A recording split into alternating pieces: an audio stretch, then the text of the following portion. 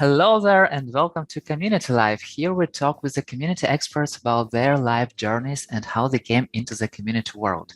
And you might know who he is, but don't know who he might be. He talks a lot about fostering B2B communities. He makes it easy.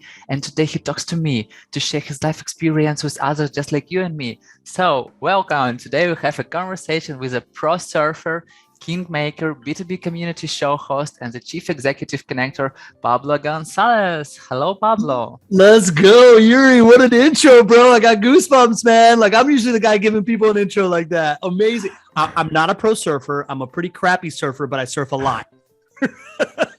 We will talk about it later, but let's start with this first question. What is your favorite karaoke song? Oof, that's easy, man. Total Eclipse of the Heart by Bonnie Tyler. I completely ripped off. I don't know if you've ever seen Old School, but there's a scene in Old School where they're at a wedding and the wedding band is singing Total Eclipse of the Heart, and he gets like really vulgar with it. Like he gets like overly into it from a band called the Dan Band. That's like one of these like joke rock bands that I really love, kind of like a Tenacious D or Flight of the Conchords. And I've started doing that the moment I saw it, and ever since then I've probably performed that song at least 100 times, and I get more outrageous with it every time, and I feel very confident in my ability to interrupt the room when I'm doing it. Nice. Well, that was a really easy one. So let's go to the easiest one. Let's start from the beginning and tell me about your parents. Who are they? Oh man, this is awesome. My dad is Cuban.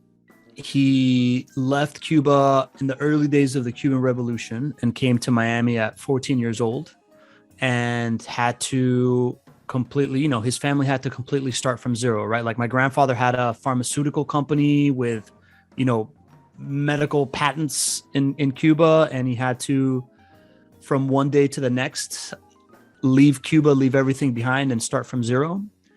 So my father, imagine that, right? Imagine that. I guess you can empathize with this complete disruption of your lifestyle, right? Like at 14 years old, having grown up on like a paradise of an island, had to show up to America and figure out, be worried about where his next meal was going to be, right? A complete pattern interrupt of a lifestyle. And he has since graduated college, moved to Venezuela, and became an international, very successful businessman and a man of very high integrity, and a guy that I really, really admire very, very much.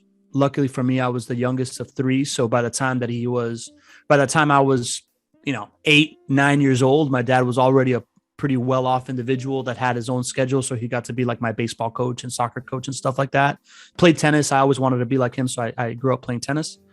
And yeah, just a guy that has the highest degree of ethical character and work ethic and self-reliance that you could possibly imagine, with a, old Hispanic guy temper, which is hilarious. Right. My mom is the oldest of 6 and grew up in my Venezuelan grandfather, also a very fascinating guy who grew up in the countryside, the oldest of some like 8 or 9 brothers or something, brothers and sisters. He grabbed his second youngest brother and said, "We're moving to the city, to Caracas, and I'm going to be a doctor and you're going to be a lawyer and we're going to freaking do this." And he established himself really well. And my mom grew up as the oldest of 6, as the mother hen figure of everybody in her family, that takes care of everybody. My mom is the ultimate connector, man. Like the older I get, the more I realize I want to be just like my mom. She's the type of person that the story I like to tell was last Christmas, 2021, kind of the last wave of COVID. Really just, I guess I don't know, because COVID seems to be coming back. Right. But, the last Christmas, we were all getting together for the first time in a bigger than just like the small family gathering of 2020. And it hit us like 2 days before Christmas that we should all take at-home COVID tests just in case, and nobody had any. So my sister and I went on this like crazy adventure through Miami, like showing up at every pharmacy as soon as it opened to see if they had a test. And we found one and they only sold us two. So we went back and changed clothes and got another two, right? Like it was a whole odyssey. My mom literally the day before was like, no, I've got my friend at the CVS on, this street and that street. She's going to call me like at 3 p.m. tomorrow. I'm good. I'm like, Mom, come on, don't be ridiculous. Like this lady has everybody in her network asking her for these tests. You think she's gonna give you a test? You think you're really so my after we mock her. So my in-laws are in town. I'm out at this like Fairchild Tropical Garden with my mother and father-in-law with my wife, and all of a sudden I get a call at 3 p.m. and it's my mom and her two sisters on speakerphone in the car, cracking up like, we got 6 of them. Just like shut up. So she's that type of person. She's best friends with everybody that she meets. She is always thinking of others. She's always taking care of everybody. And she's definitely where I get that bug from, right? Like this like affinity for service. She started a nonprofit in Miami when I was a little kid. And recently I got to speak to her nonprofit about the stuff that I did in the nonprofit world in Miami in my 30s. And it was just an amazing full circle thing to be able to do that stuff. Right. So I have a great relationship with both of them. They've been married for, I think they just had a major anniversary. They just had their like 40th wedding anniversary, right? Like we're a very tight family, and I'm really, really lucky to have grown up supported by both of them. Yeah, it sounds so amazing, so It's you're so magical, man. lucky. Yeah. And Very lucky. once you wrote, so I'm what you would call a mama's boy. Can you explain it a little? Yeah, man. In Hispanic culture, there is like a double standard of men and women, right? As I'm sure other cultures in the world experience this. I can speak to my own culture, and generally I had, however you want to put it, the benefit, the not benefit, whatever it is that shaped my worldview of being the youngest and being a boy creates for it is very enabled to be like the baby that I'm going to always take care of and that I'm always kind of like do things for. And it's got some downsides, man, but I choose to really embrace it. Right. Like I see that I'm very, very affectionate with my mom. Right. Like I'll hold her hand in public. I'll hug her and kiss her, and I love to flatter her and make her feel as good as possible, because she has made me feel as special as possible her entire life. So I would say when I say I'm a mama's boy, I mean that my mom is, one of the most special people in my life, and has shaped the core of who I am, and I'm extremely, extremely grateful for it. So I'm happy to take the good with the bad of how soft I might be, based on this like wonderful environment of nurture that I grew up around, that was orchestrated by my mother, being what nowadays is probably for sure considered a helicopter parent, and like all these other things. But I very much feel a deep sense of gratitude to that relationship, and who she is, and who she has influenced me to be. What can make you cry? I'm about to cry right now, bro. I'm feeling it. That's why I'm asking. So yeah, it's really deep. Yeah, man, I don't. I guess I don't know if it's weird to go this deep right now, but like you know enough about my story to know that I lost my brother like 8.5 years ago, and the joke with my brother was that he would always cry in public, right? Like he was such a loving dude that his emotions would overcome him. And we would always joke around that when he first announced that his oldest daughter that his wife was pregnant with his firstborn, Belen, my goddaughter. He cried like the first 10 times he said it to anybody. Right. So we'd always make fun of him for this stuff. Like I remember my speech at my wedding, talking about how, like, because he was my best man, talking about how, like, the things I've learned from him and the things, and one of those things is that it's okay to cry in public, kind of thing. And I was never that dude. And I gotta say, man, over the last 4 years, I have completely become that guy that allows for my emotions to, overwhelm me and come out via tear ducts. And I don't know if it's, I don't know if it's the realization that after, 30 plus years of figuring out who I was in comparison to not being him, and now understanding that my main goal is to be remembered the way that I remember him, or it's just something that happens in, at a certain age in life, or just, this entrepreneurial journey's tough, man. And I feel like I've gotta being committed to being yourself all the time requires a certain level of energy and emotional output that is easy to get overwhelmed by, man. And it's easy to get overwhelmed both by the sense of, like, wonderfulness of it all, and it's easy to get overwhelmed by the sense of, like, I ain't shit, of it all. And I don't know, man. I don't know. I've in the last 4 years or so, I find myself crying over, how much I love my family, how much I, my brother, crying over gratefulness, I guess. I never really identified this until you asked me this question, but it's really there. Like, I feel extremely, extremely fortunate to have the life circumstances that have put me where I'm at right now. And I think that I've embraced that. I've embraced the serendipity of it, and the idea that I'm not any more worthy than anybody else of this, and because of it, that I'm just really going to freaking go for it, man. And I think it's something that fuels me in a good way.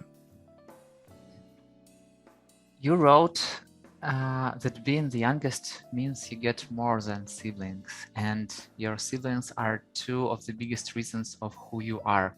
Yeah. Tell me, please, more about your brother and sister. Thanks, man. This is awesome.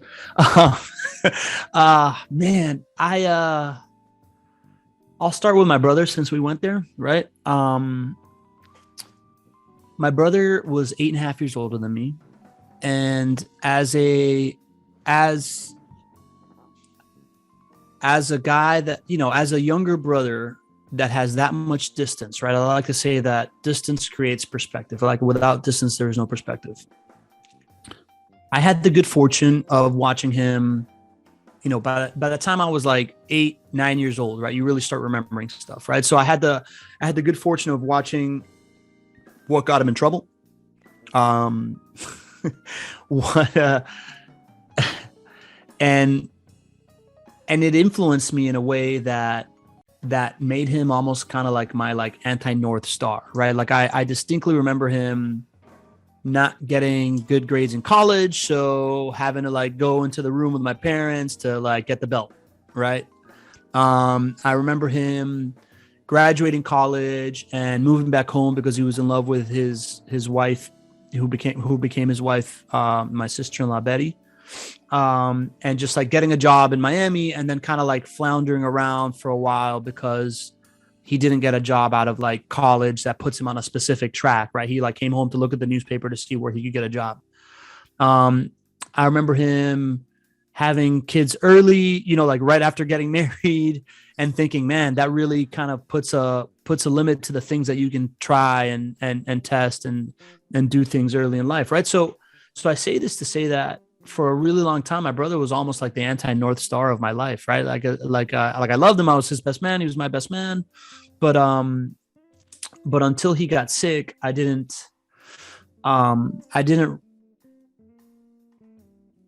look to the wonderful things about him that I could learn from, right? I looked at the downsides, and unnecessarily compared myself to it, right?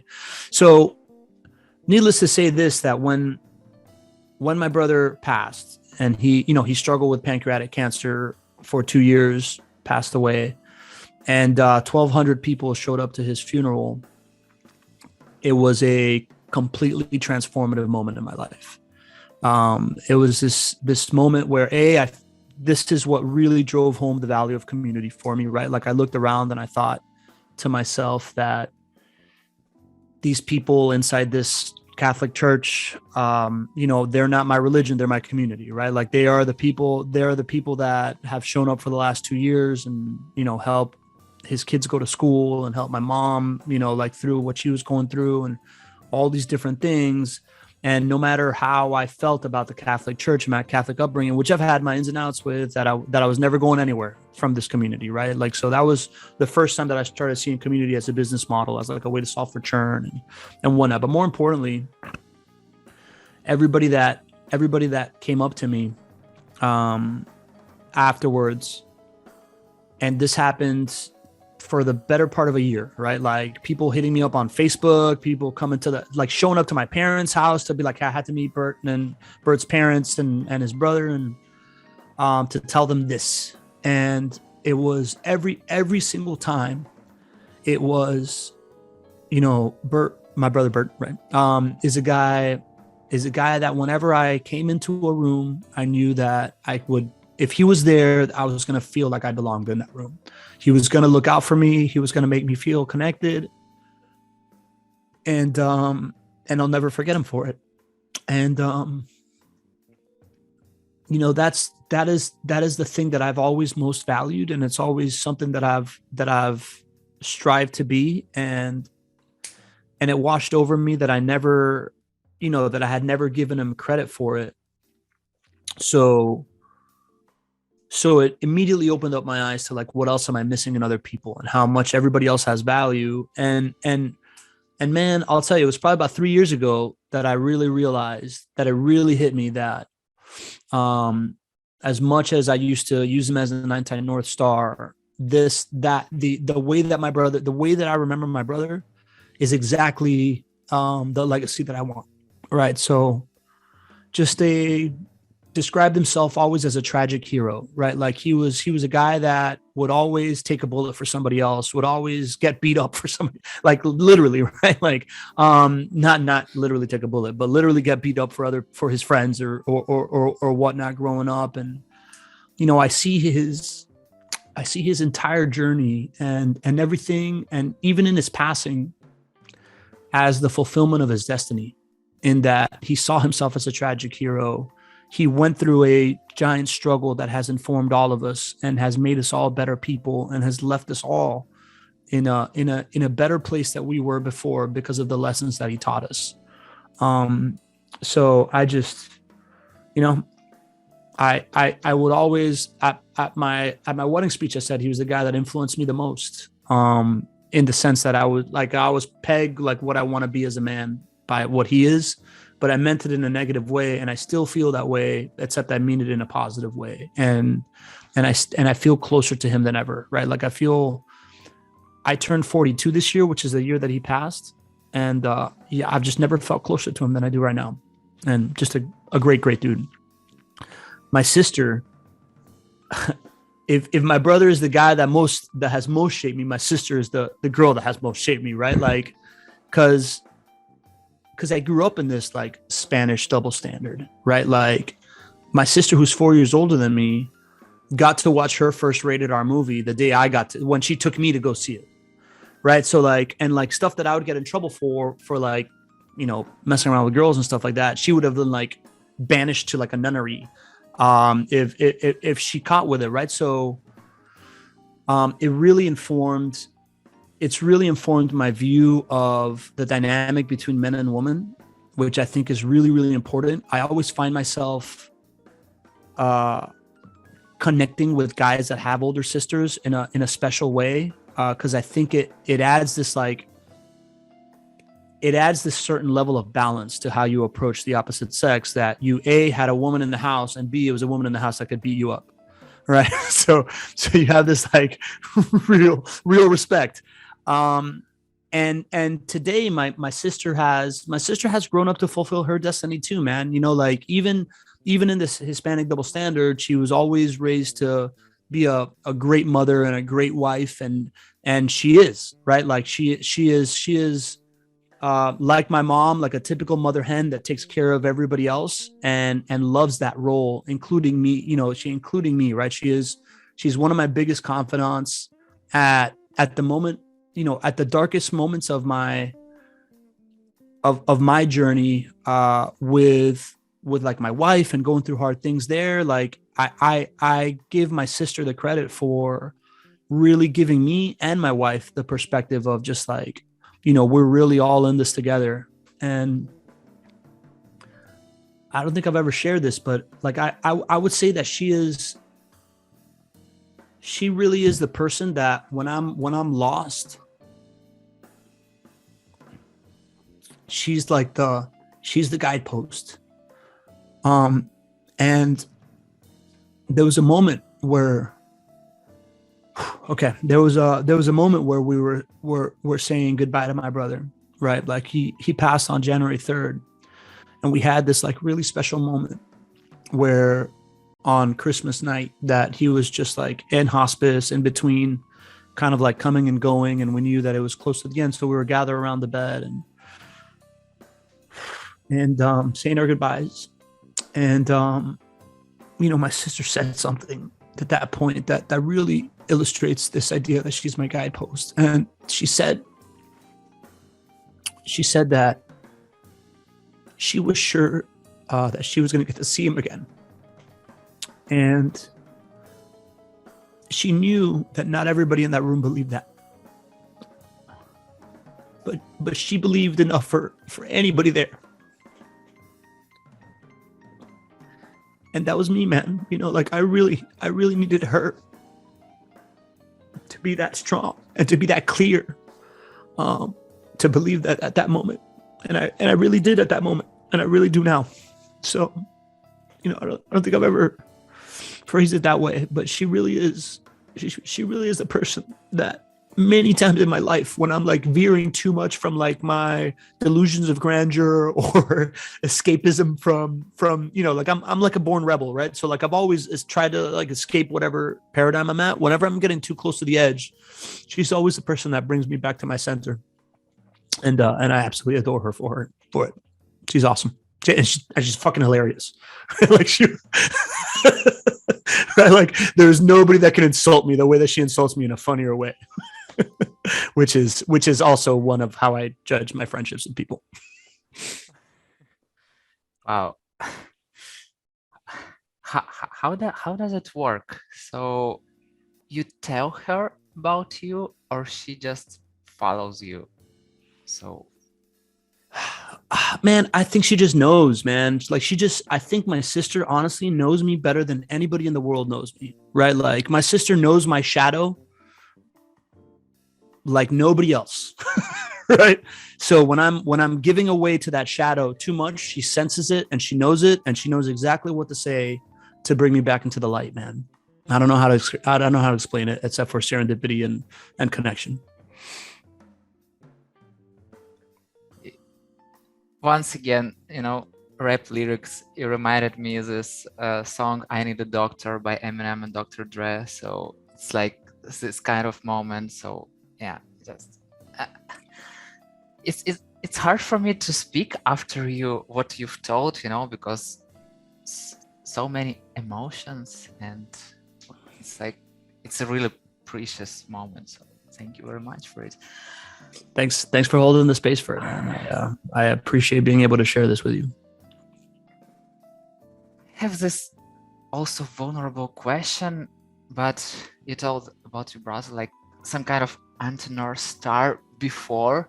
Mm-hmm. Have you ever thought what made you think that way?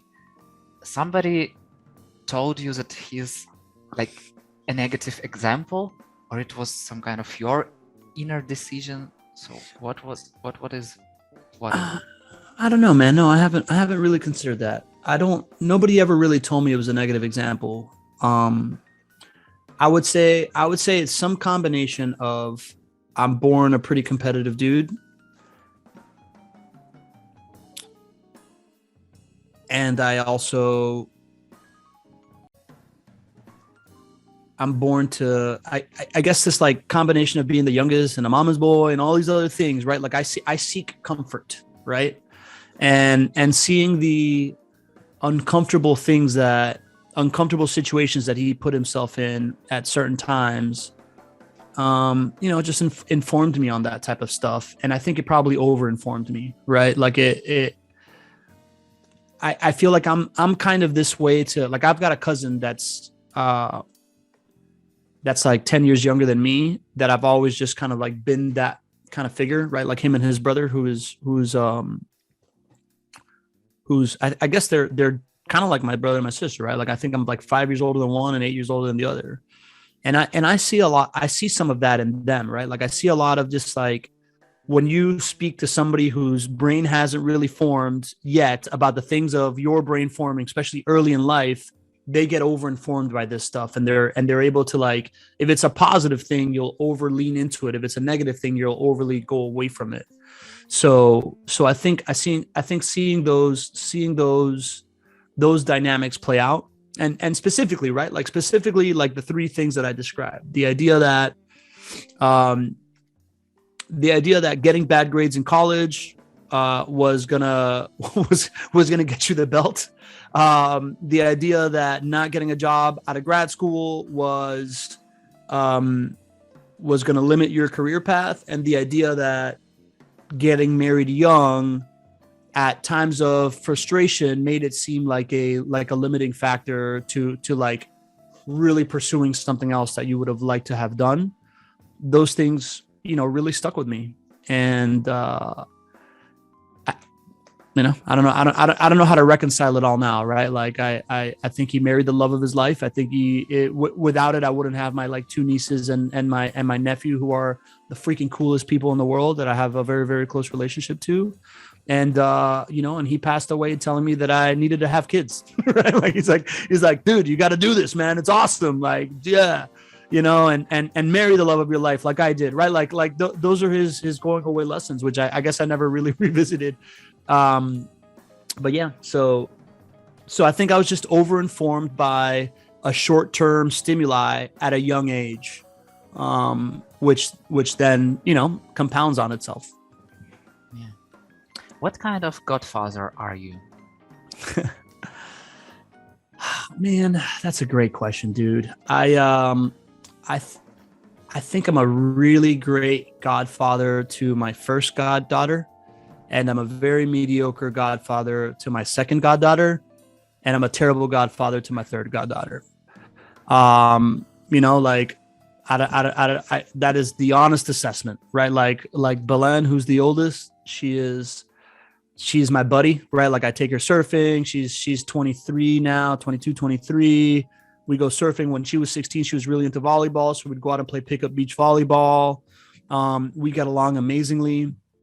Gigi, my daughter's second child, she's very, very introverted. So that, like it's hard to relate for me. I try to give her as much space as possible and open up that avenue for connection. And I'm ready for her whenever she's ready for it. I just don't think she really cares. And maybe she is maybe at 15, 16, I think it'll change, right? She's extraordinarily talented, and I really, really admire her and her courage and who she is as a like fiery independent person. I really dig that piece. She just doesn't think I'm funny, right? So like that's hard for me to she's hard for me to reconcile. And then I have a third goddaughter that is my friend Rob's daughter, who he named me the godfather of his kid, and then he moved out of Miami and I moved out of I try to like call her on her birthday and do stuff like that, and I think I got time, man. But I'd say right now, as far as the grade, with the first one A+, with the second one a C, and with the third one a D-, F maybe. Do you think you have to like work it out with this F and B? Yeah, man. Yeah, I do. Yeah, yeah. I would really like to. I would really like to. I'd really like. So my godfather and my godmother are very special to me, right? Like my godfather is kind of like what I am to Rob's kid. It was my dad's best friend at the time, who's still one of his best friends. And Domingo, he's still very much a part of my life. He's the fucking coolest guy. Like he's like super funny and affable, and like I love him, and he's the best. And he'll send me like deep WhatsApp messages like 2 to 3 times a year. Um, and then my godmother is my mom's youngest sister, who's my aunt, who is like the just one of the most favorite people in like the entire family from anyone. Like if somebody got voted, most beloved in our family, it's her. She's amazing. So I want to be that figure, right? Like, it's very easy for me to be like the cool uncle when I'm around. It's very hard for me to like make time to like show up and organize in a way that I can prioritize people that aren't in my immediate proximity. So that's a challenge, right? Like that's a growth opportunity for me but that's endemic to like everything I do, right? Like the closer you are to me, the more you're going to like me, because I'm here and I want to make you feel good, right? The further you are and whatever, like I think you're going to have good memories of me. And by the next time we engage, I'll make you feel good. But I have a really, really hard time kind of like organizing myself around managing that energy for everybody else adequately. And I think most people, and me for sure, we almost take for granted the folks that we have in our life that are for sure going to be there forever, right? Like your family, your best friend. Like it's very easy to take the idea that they're going to be there for granted, and then go prioritize that new relationship because we want new experiences and we want things of that sort, right? Like I definitely that's something that I definitely need to work on. So because that is something I know I need to work on for sure with my goddaughters, I would love to work on that. How do you usually invest in the relationships? I'm not talking about a family, but like with your friends, folks. Yeah. That's really changed for me in the last like 8 years or so, right? I I went from being very like me centric to being other people centric. At a moment in time, right, in my early 30s. So my investment in relationships used to be in like how entertaining I can be for them, right? Like how funny I can be or whatever. And now it's really just like how do I make them feel seen, heard, and recognized, right? So I tend to show up when you're having a hard time, right? I think kind of like my mom, who's like prone to take on other people's problems. Like I definitely have that. I definitely have that inside of me, and I know that my superpower is that I'm like a cheerleader, right? So I think that I'm good at, when someone's going through a hard time, I'm gonna show up and I'm gonna like, come on, man, you got this, and like I'm good at acknowledging like why you're special, right? Like I do think that my superpower is because I fall in love with everyone I meet, like, and then I'm a good communicator, right? Like this idea of being a hype man to the person or to the people around them about the person is my thing. So I've been leaning into that, right? So I tend to invest in my relationships when I see that somebody needs it, and then whenever they're around me, I'm just like, yeah, I'm trying to like hold the space and make people, make people feel about themselves the way I feel about them. And that's about as far as I've probably thought it out. Okay, what family nickname do you have? I don't really have a family nickname outside of something in my youth when I was I was grossy. Just because I was, like I'm like the youngest kid and children are gross, and I was really gross, right? Like I didn't like brushing my teeth. Even to this day, like I'm very comfortable in like uncomfortably gross scenarios, right? Like I lived in a fraternity house for 3 years. I worked in construction for 10 years, and I would use porta potties no problem, right? Like I so so as far as family nickname, that's about it, man. I was going to ask how did it appear, but you already told me. Yeah. So, what is the first memory of your childhood that comes to your mind right now? Yeah. Oh man, great question. So I really, my first memory that I really know that I have that isn't from like seeing a picture and then like telling myself that story is walking into preschool in the United States for the first time and knowing that I was the only kid that didn't speak English. And I have this like out of body kind of like memory of myself hunched over with a backpack, holding a lunchbox and looking left and right. Just an absolute terror. That's my first memory. What was next on this first day at school? How did it pass? It's funny because I remember very clearly walking in, and then I don't remember much of anything else. I know that what ended up happening is that I met Jose Garrido, who was the only kid that spoke Spanish, and he became this very, very significant relationship in my life for the next 14 years of that like childhood best friend that's like your brother that you grew up in their house and they grew up in your house, and there was never a doubt like who's your best friend. Jose, and Jose knows I'm his best friend. And I think that I'm still in contact with Jose, and I'm seeing his kids now grow up but around our same age, and it just like, man, I that idea of like who is your best friend as a kid to me is so valuable. And I'd always ask kids that. I'm always like, I love talking to kids, right? Like I'm always like, who's your best friend? Like, tell me about your best friend, right? And it's like, it's very clear to me when somebody has like an exact best friend, right? And I think it's I don't know why, but it was such a good relationship for me. Like we became best friends at that age. Then I moved to Spain for 5 years, and we kept up. And every time we'd come back to Miami, we'd hang out, and then, came back to Miami. And then from like third grade on, I was just like sleeping. He was an only child, right? So like, and his mom always wanted to have other kids, and I was like her second son. So we were like brothers, man. Like we were just really, really like, I had that twin brother kind of like thing.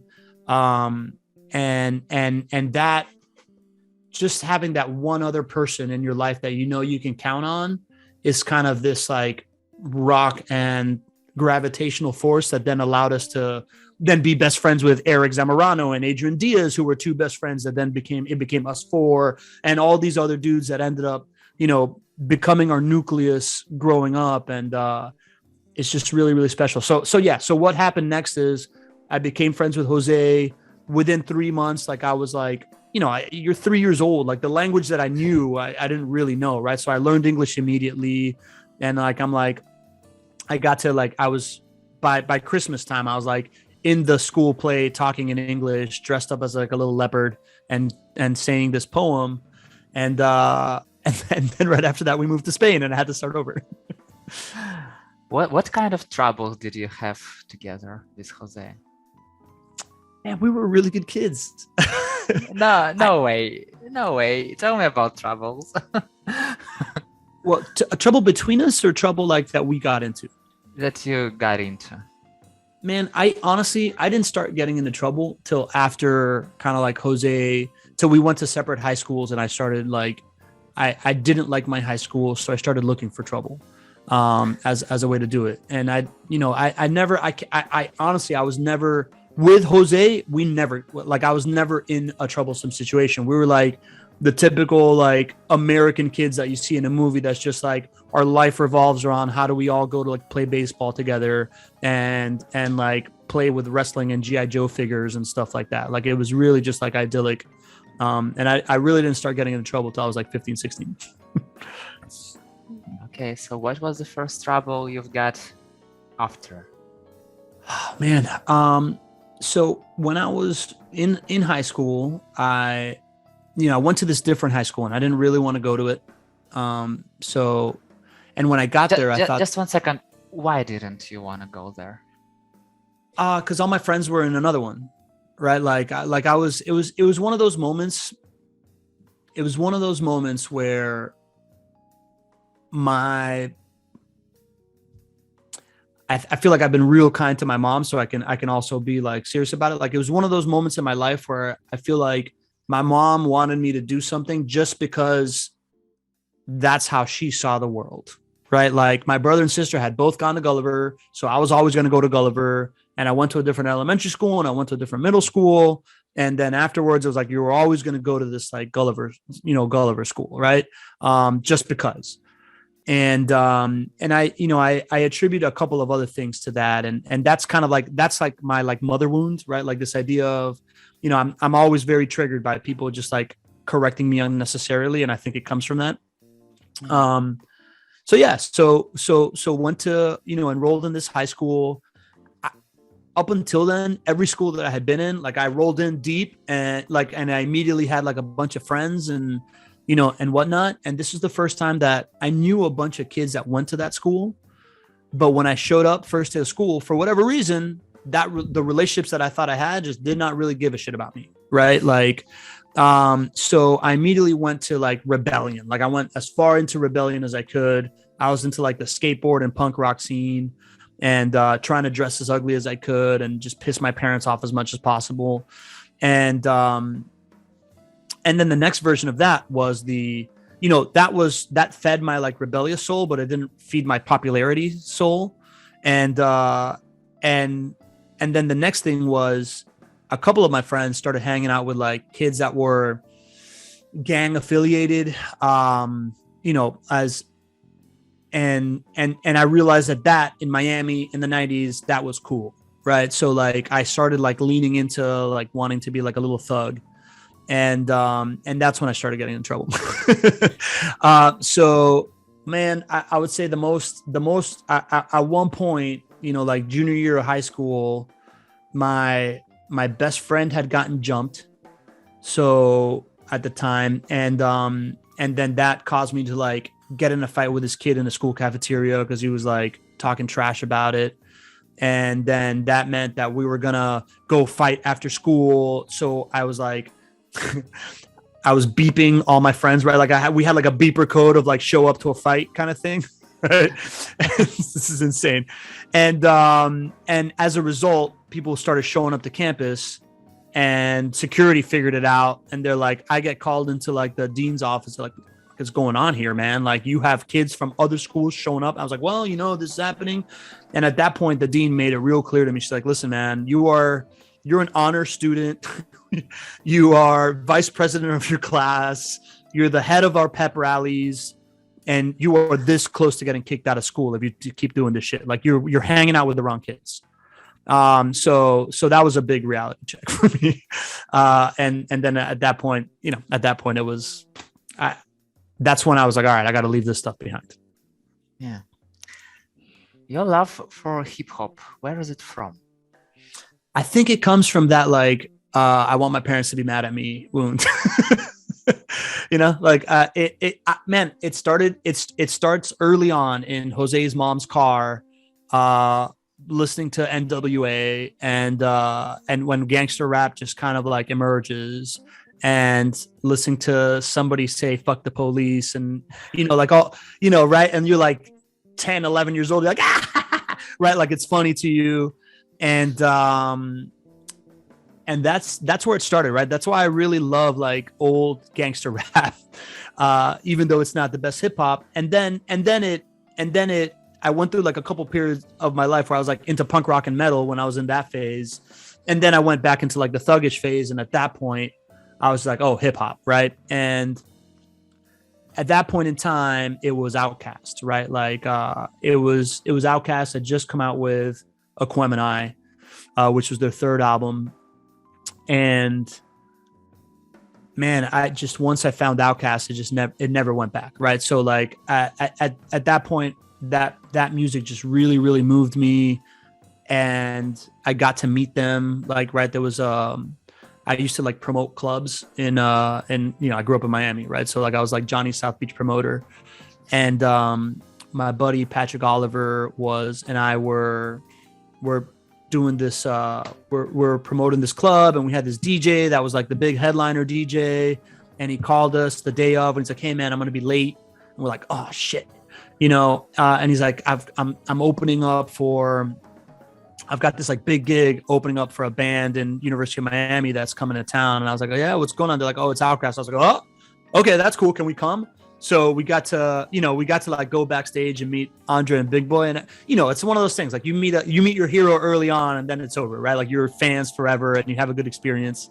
And yeah, I think to answer your question more clearly, right? Like I have and my sister taught me this, right? Because it was really shocking to me that my sister, an English major, was like, "Oh yeah, NWA, like I'm studying that." I'm like, "What do you mean you're studying that?" She's like, "Well, you know, punk rock and hip hop are kind of the two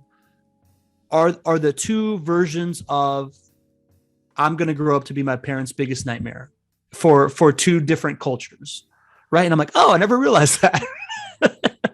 And so I think it really comes from that, right? Like I like music with angst, right? I like music that reminds me of being a teenager, unhappy with the world for whatever reason, right? So I still listen to all that stuff.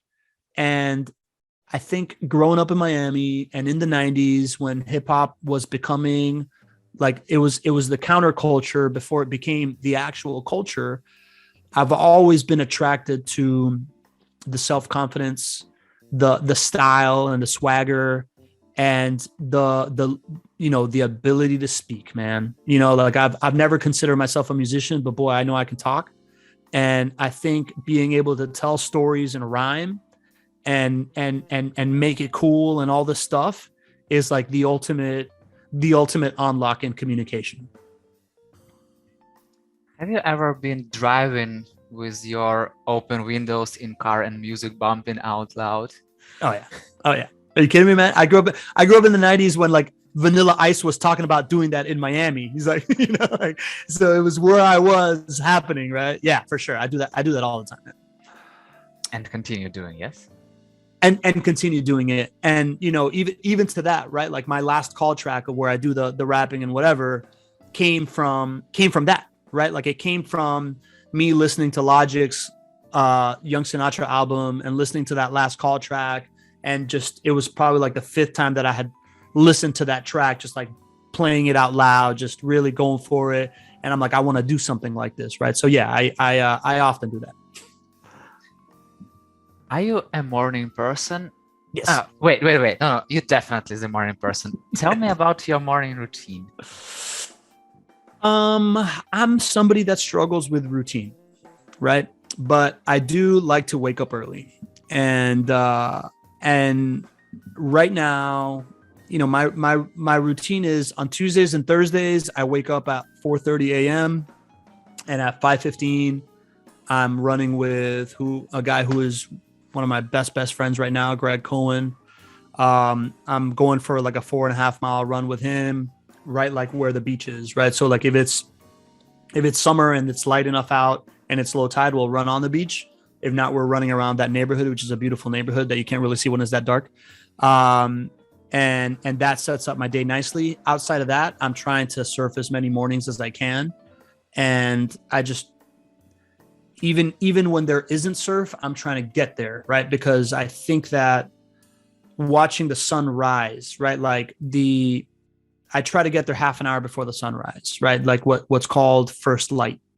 I really think that seeing that light does something for your circadian rhythm that starts your day off in the right way. Like it's whatever chemicals is like I don't know what the chemicals are, the cortisol levels or whatever it's called, but seeing that light and starting the day that way, I think sets it off really, really well. So my morning routine is something like 4 or 5 days a week. I'm doing some kind of like outdoor exercise as the sun is coming up, whether it's surfing or running, or just going for a walk on the beach.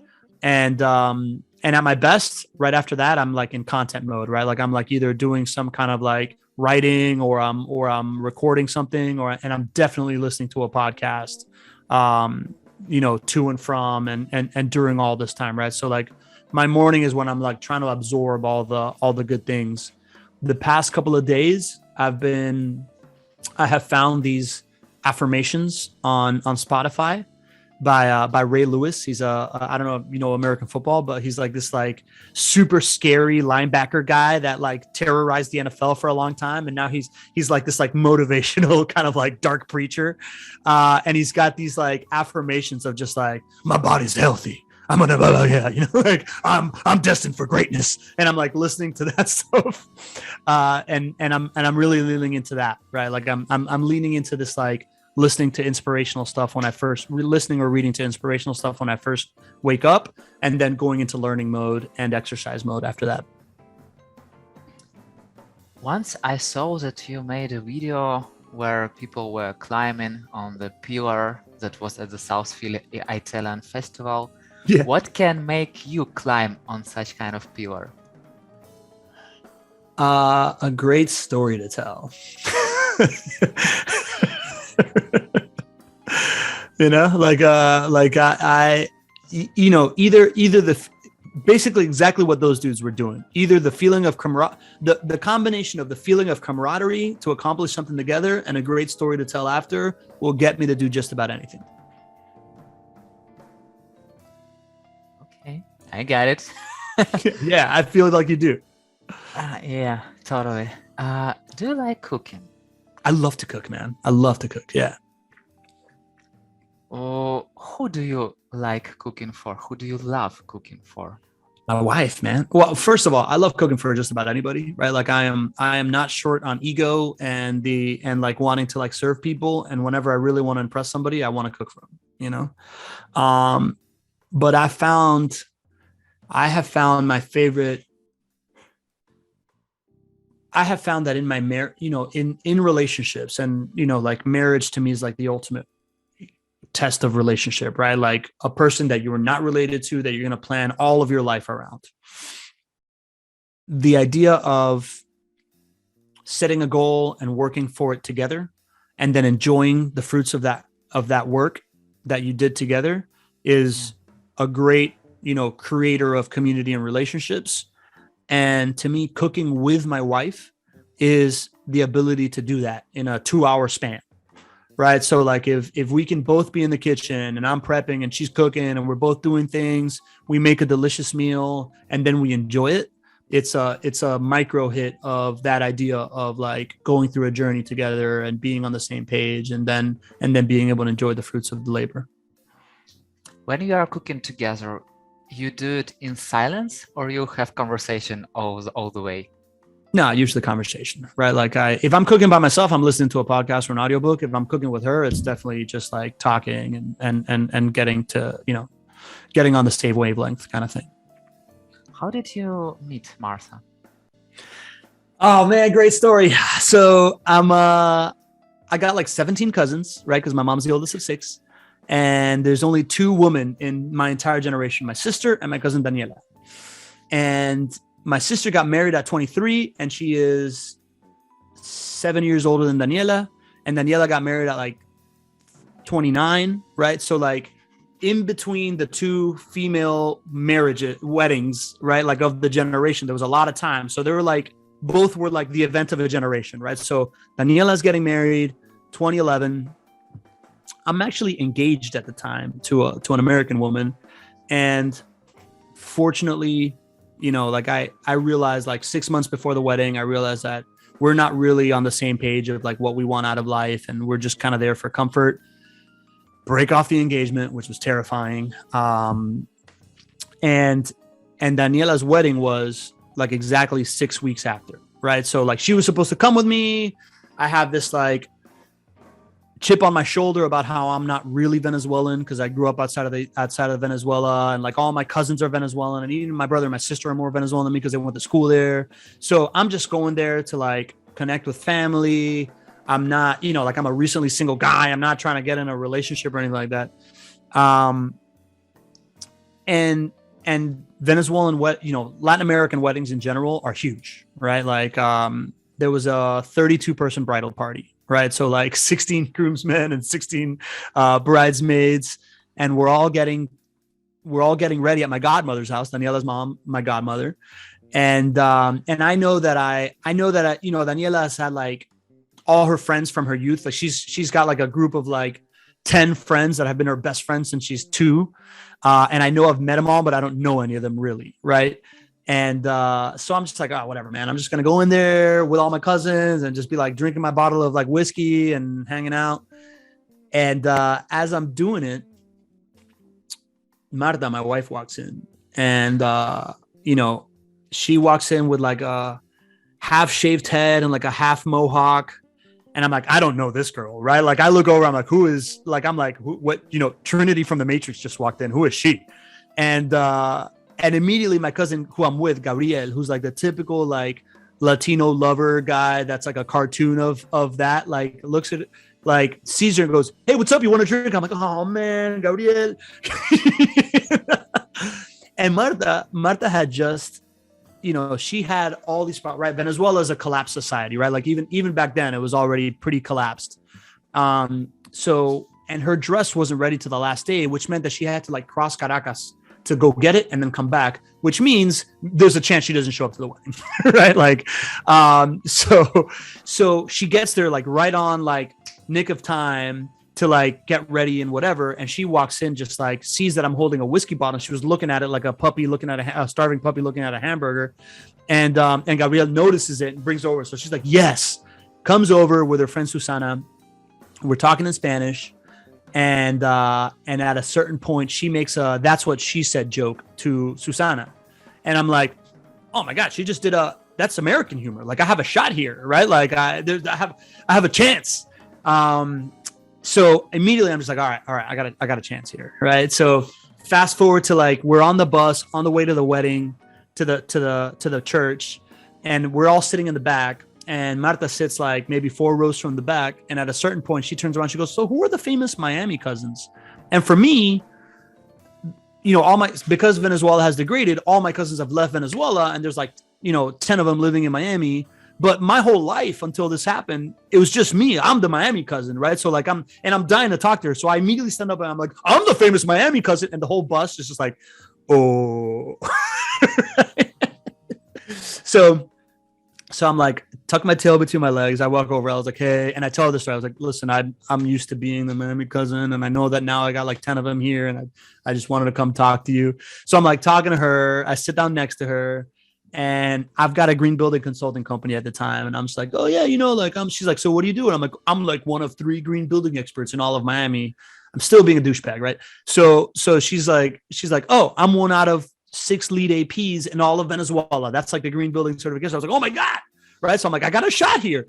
So we go to the marriage happens at the church. We come back to the party. The party is epic, right? Like just like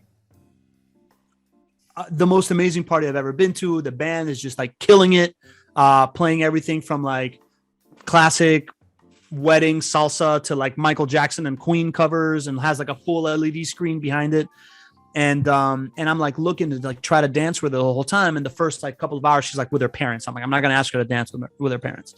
Then I see her again. She's talking to some dude. I'm like, God damn it. I lost my chance. She's with some dude. Then I see her again and she's talking to like an older couple that at this point I know it's not her parents. And I'm just like, I'm also listening because Latin music is like merengue and salsa, right? Merengue is like a simple 1-2 step. Salsa is like a more complicated 3-step. I feel very confident dancing that stuff. But again, I'm in Venezuela. I have this like chip on my shoulder that I'm not. So I'm like, it's got to be merengue that I dance with her because I don't want to look stupid with salsa. So like the stars align. She's talking to somebody that I know is not her parents. Merengue comes on, and I walk up. I'm like, hey, what's up? How are you? Hey, do you want to dance? She's like, yeah, I'd love to dance. So we get to the dance floor. Immediately the merengue stops and they start playing salsa. And I'm like, oh fuck.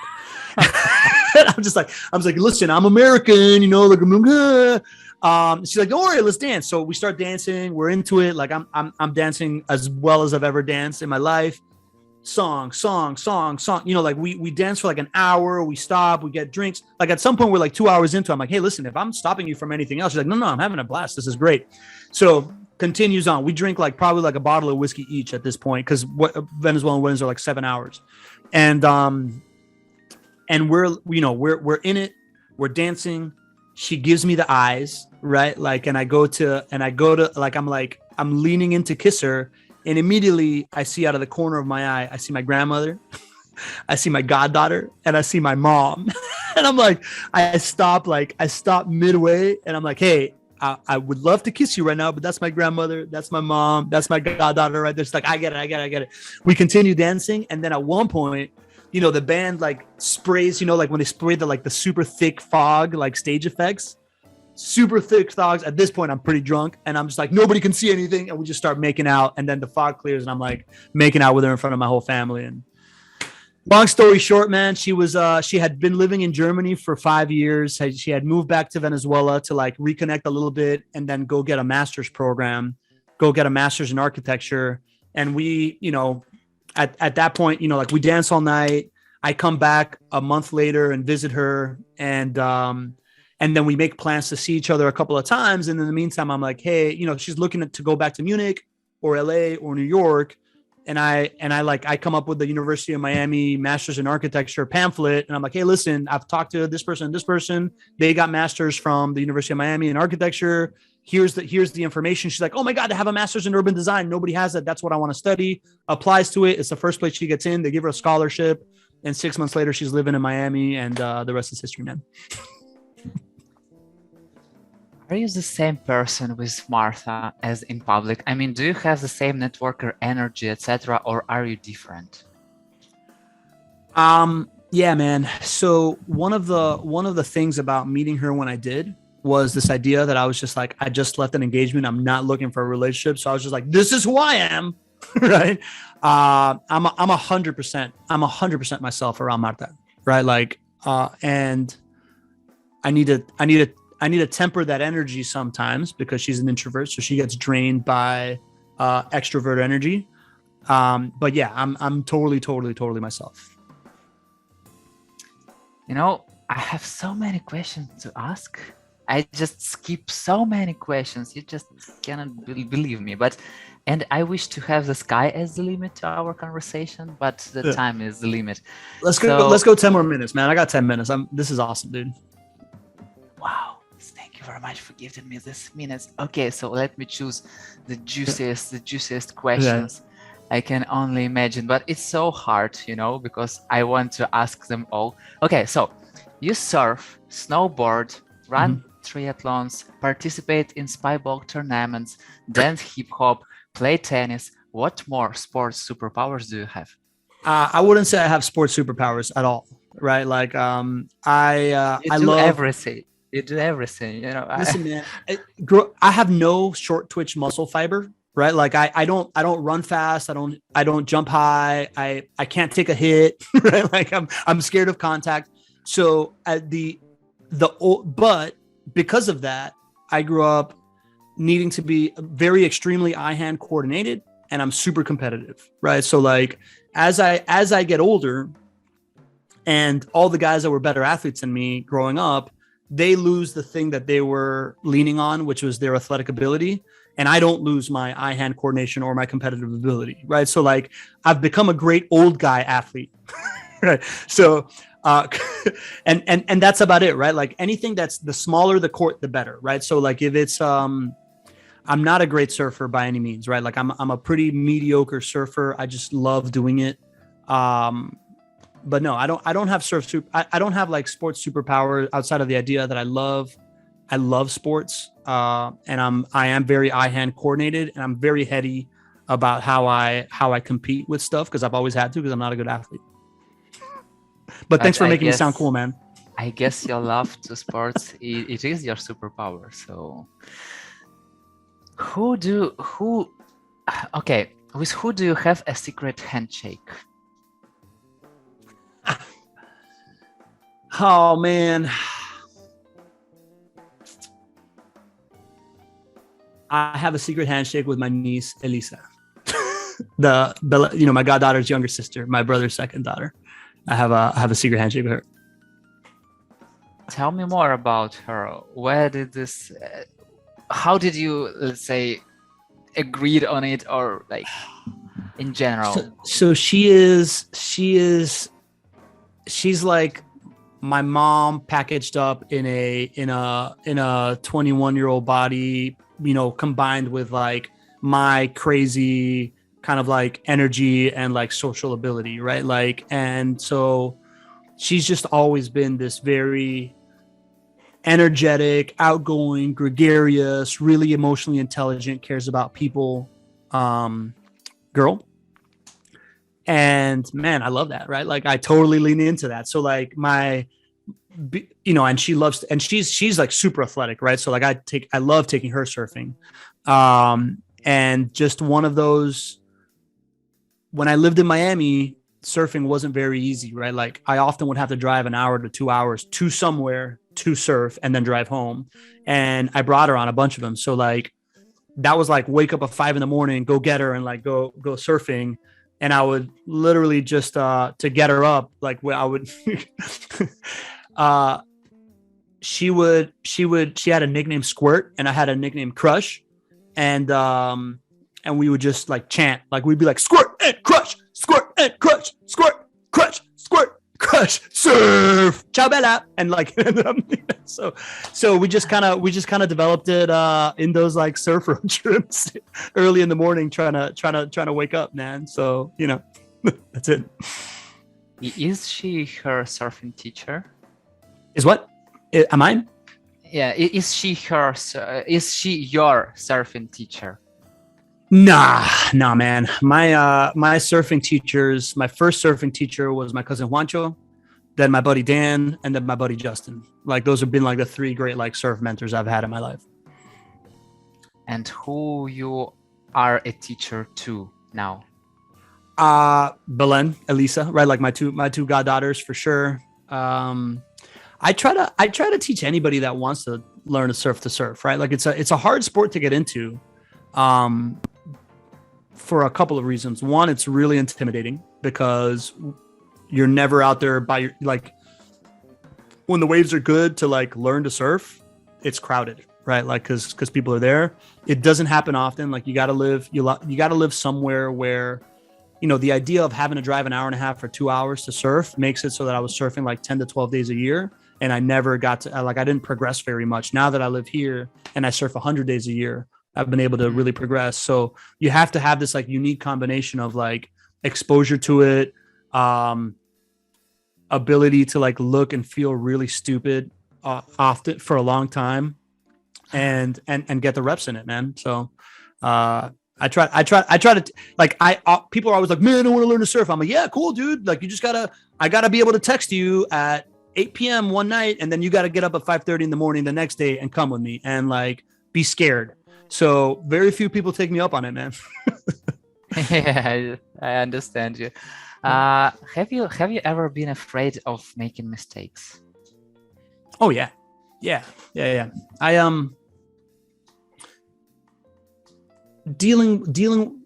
embracing discomfort and embracing mistakes is something that I've had to teach myself in the last 10 years, right? Like the mama's boy thing.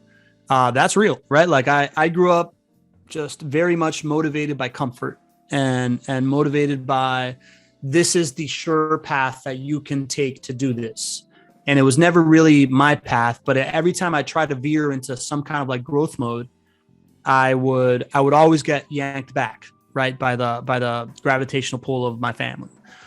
And it wasn't until kind of like late 2017 when I was really going to leave the construction career and take this leap into tech and entrepreneurship and prove this thesis of community creation for business development outside of just like what I had stumbled into in Miami, that I was looking to make this move. And it was the first time that I was going to go against my dad's best advice. And I was having a really hard time explaining it to him. And lucky for me, I found Gary Vee during that time. And Gary at that point said something. I was listening to his podcast every day, and he started on this like speaking point about like when you're trying to grow, growth by definition has discomfort in it, right? Like it has like these scary moments and like it has uncomfortableness. The people that love you the most are motivated by you being comfortable and seeing you do well. So when you're in growth mode and you're trying to, you feel something else out there for you and you really want to achieve something, you're in direct opposition with the priorities of some of the people that will love you the most. And you got to understand that, and you got to have empathy towards that. And that's when it really landed for me, this idea that my parents and my family, they've always wanted what's best for me. Um, and to them, what's best for me is seeing me like comfortable and happy. And they always kind of like de-incentivized. They always kind of like villainized discomfort, growth, these types of things. And I had to be comfortable with disappointing them, right? In order to become the person that I think I can be. So, to me, the fear of like failure comes from from like a deep desire to like make my family happy and prove that all this like wonderful upbringing I had for myself, that I was blessed with, these parents and this brother and sister and this economic kind of environment, that I deserved it. So it took me like a year of therapy, bro, to just uncover this idea that I had a lack of self-worth, which nobody would have ever believed, because I'm such like this guy, right? Like, to just uncover that piece. And once I uncovered that piece, I've been able to like work on it, and I'm still working on it. How do you rest? I pass out, bro. I listen today. I was gonna wake up early and go surfing, and I ended up sleeping till like 8:30 in the morning. I think I kind of I go to like the point where I'm just like utterly exhausted, and then my body asks me to rest. I don't know how healthy that is, but it's what I do. So the best rest for you is sleep. Yeah, I guess. Yeah. Because if I'm awake, I'm driven to do activity, right? Like I've got this like need to be doing stuff. So yeah, I would say like total sleep is the rest. And I'm not a great sleeper. So I need a lot of time in order to get the hours in. Yeah, and here is the final question before the rapid fire questions. So how do you celebrate your wins?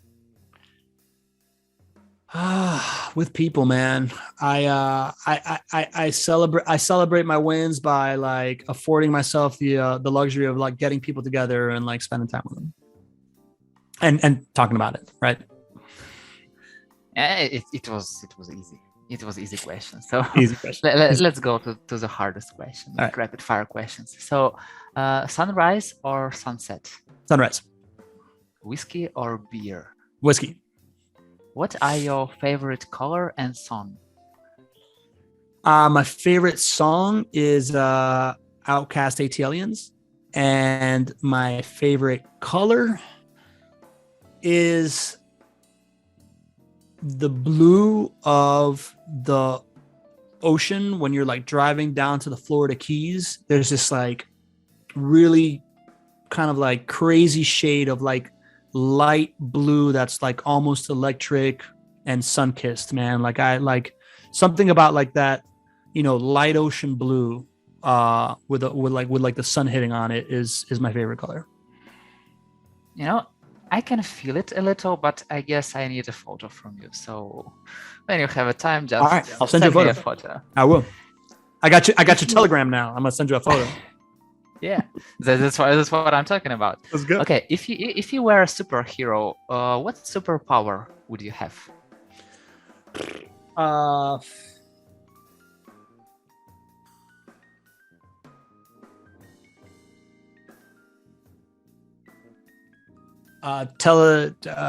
Being able to like teleport. I would love to be able to be exactly where I want to be the moment I would, without any kind of like friction of time to get there. Oh, name please 2 people whose community life journey you are happy to hear about. Gary V. And are these people that you're going to have a shot at getting on your show? Most likely. Who knows? Blake Etheridge and Jenny Weigel. Cool. I know both of them, so it make it easier for sure. Thank you very much. For sure.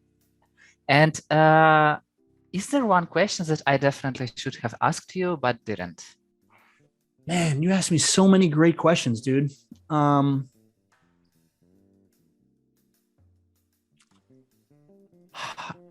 I guess I guess one of the things that I like people that I like to talk about is just the importance of networking and how creating relationships is a way to diversify yourself, right? Like I see it as like an investment of the most valuable asset that you have, right? Like like nobody will argue that relationships and time are more valuable than money, right? Yet we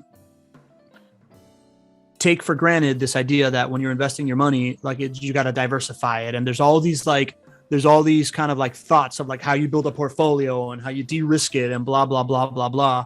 I would love for people to think of their relationships and their time the same way, right? Like this idea that if you can figure out a way to build more and different relationships and nurture the relationships that you have while minimizing, like while maximizing the time to do it, I think that is the major unlock that I have been working on for a really, really long time, which is why I believe so much in content creation, and I believe so much in podcasting, and I believe so much in podcasting in the way that is a live show where you can build a relationship with the person that you're talking to while also building a relationship with people that can be a part of that conversation and then distributing that thing. It was amazing when I first listened to your show. It was like, no way he talking to people, no way. It was like so crazy for me when I went into this world of podcasting. So everyone just recording, such as we're doing, but talking to people is like, one step forward. And from your experience, is it hard to maintain all of those relationships? Yeah. Yeah, it's hard, man.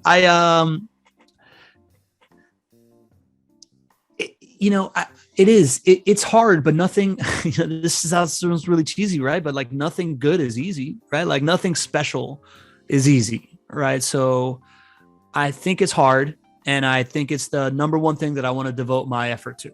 So, it is what it is. Like, I don't think that there's anything more foundationally healthy and prosperous for you than to devote headspace, energy, and time towards growing, nurturing, and maintaining great relationships.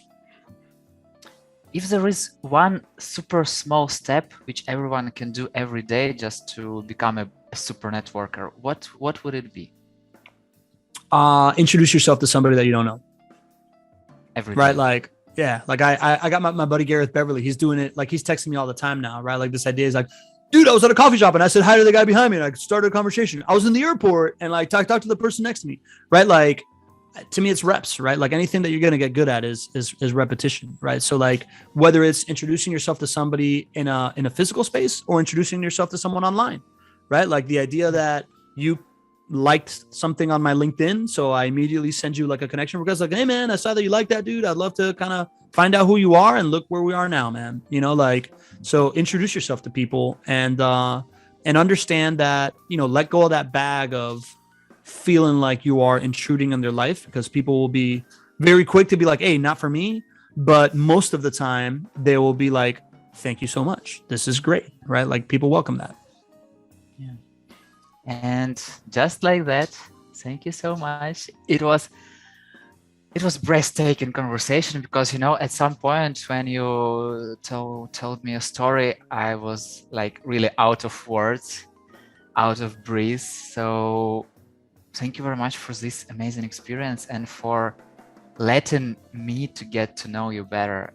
And I really have a lot of questions about your family, about Martha, about surfing, about everything. And just get ready for the volume 2. So once upon a time, I'm looking forward to it, man. Listen, first of all, well, that's going to be volume 3, because volume 2 is going to be me asking you a bunch of questions, man. I feel super selfish that like I'm very, very curious about you and who you are. And I just want to say real quick, if you'll allow me to, that if you are listening to this, right, if you have listened to Yuri's podcast in the past and you've enjoyed this conversations or other ones, like Yuri is putting himself out there, right? Like he is connecting with people and getting these stories and really pouring his heart into it. So I just would ask you, friend, who just hung out with us for an hour and a half, to go into whatever the podcast app is and just give it a quick review or just hit 5 stars. And if you really want to be a cool person and you really want to be awesome, like forward it to somebody, right? Or post it on your LinkedIn or your Facebook or whatever to give Yuri some, and like DM him, right? Like DM him and tell him that you listen, right? Like give him some positive feedback so that he gets to feel the love right back. Like he just, makes other people feel by holding the space and asking such great questions. Thank you very much. I really appreciate it, and thank you so much for the precious resource you've just only have. It's your time. So yeah, thank you very much. And I believe we will meet you at volume 2 and definitely at volume 3. So see you later and ciao. Thank you, man.